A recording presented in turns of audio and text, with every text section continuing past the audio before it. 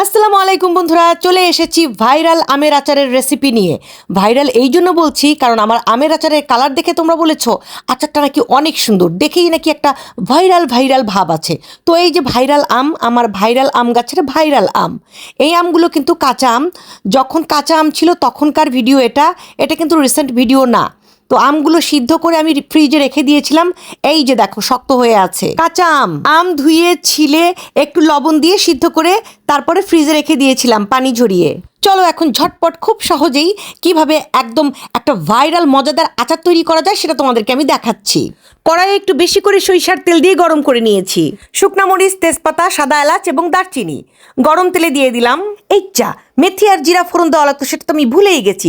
আচ্ছা কোনো ব্যাপার না, তাতে কোনো সমস্যা নাই। আমি কিন্তু দেখো মাত্র কয়েক সেকেন্ড পর এর মধ্যে কিন্তু বেশ কিছু রসুন কুচি দিয়ে দিয়েছি।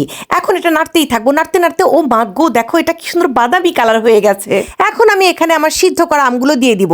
দেখো ফ্রিজ থেকে অনেক আগে বের করে রেখেছিলাম, কিন্তু তারপরেও এটা কিন্তু এখনো ছাড়িনি। তাতে কি হয়েছে, দিয়ে দিয়েছি আগুনের মধ্যে গরম তেলের মধ্যে। এটা তো মনে করে একটু পরে এমনিই খুলে যাবে। এখন এটাকে কিছুক্ষণ নাড়াচাড়া করে উল্টে পাল্টে নিচ্ছি যাতে তাড়াতাড়ি খুলে যায়।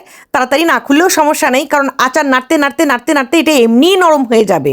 তো দিয়ে দিলাম হলুদের গুঁড়া, তারপর আমি এখানে দিব সামান্য একটু লবণ।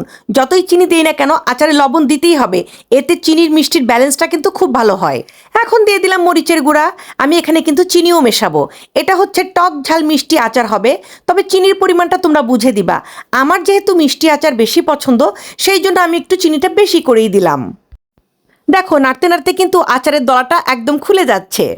বেশ কিছুক্ষণ নাড়াচাড়া করার পর দেখো আচারের কালারটা কিন্তু সুন্দর হয়ে এসেছে, আরও গাঢ় কালার হবে। তবে এখন আমি দিয়ে দিচ্ছি এখানে মশলা।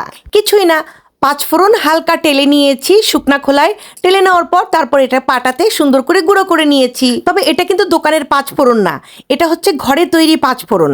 বিভিন্ন ধরনের মশলা এক জায়গায় করে তারপর আমি এই পাঁচফোড়নটা তৈরি করি। অন্য ভিডিওতে এই আচারের স্পেশাল পাঁচফোড়ন গুঁড়া মশলার রেসিপি কিন্তু আমি তোমাদেরকে পরবর্তীতে দিয়ে দিব।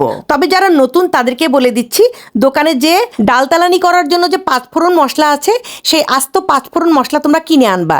এনে সেটাকে সুন্দর করে একটু ভেজে নিয়ে গুঁড়ো করে নিবা, হয়ে যাবে আচারের মশলা। এখন আর কি ধৈর্য ধরে শুধু নাড়তেই হবে যতক্ষণ পর্যন্ত পারফেক্ট কালার না আসে এবং একটা আঠালো ভাব না চলে আসে। তো এই যে দেখো নাড়তে নাড়তে নাড়তে নাড়তে অনেকক্ষণ পর এটার কালারটা কত সুন্দর গাঢ় হয়ে এসেছে। সবশেষে কিন্তু আবার সেই আচারের মশলাটা দিতে হবে। আচারের মশলা মূলত দুইবার দিতে হয়, একটা হচ্ছে শুরুর দিকে এবং আরেকটা হচ্ছে শেষের দিকে। তো আচারের মশলা এখন দেওয়ার পর বেশি নাড়াচাড়া করা যাবে না, বেশি নাড়াচাড়া করলে আবার মশলার যে ঘ্রাণটা সেটা নষ্ট হয়ে যাবে। তো কিছুক্ষণ নাড়াচাড়া করেই আমি চুলাটা বন্ধ করে দিব, কারণ আমার আচার একদম কমপ্লিট। মাঝে মাঝে রোদে দিলে এই আচারটা 6 মাস পর্যন্ত ভালো থাকে। তবে আচার রান্না করার সময় যদি একটু ভিনেগার দেওয়া যায় তাহলেও কিন্তু আচার অনেক দিন পর্যন্ত ভালো থাকে। তারপরেও কিন্তু রোদে দিতে হয়। এই যে দেখো ঝটপট তৈরি করে নিলাম। থুকু ঝটপট তো আর তৈরি হয়নি, প্রায় ঘন্টাখানেক লেগে গেছে। তো বলার জন্য বলতে হয় যাতে সবাই উৎসাহ পায়। তো ঝটপট তৈরি করে নিলাম মজাদার আমের আচার, টক ঝাল মিষ্টি আমের আচার। সবাই ভালো থেকো, সুস্থ থেকো। আবারও আসবো অন্য কোনো দিন অন্য কোনো রেসিপি নিয়ে। ততক্ষণের জন্য আল্লাহ হাফেজ বন্ধুরা, ভালো থেকো সবাই।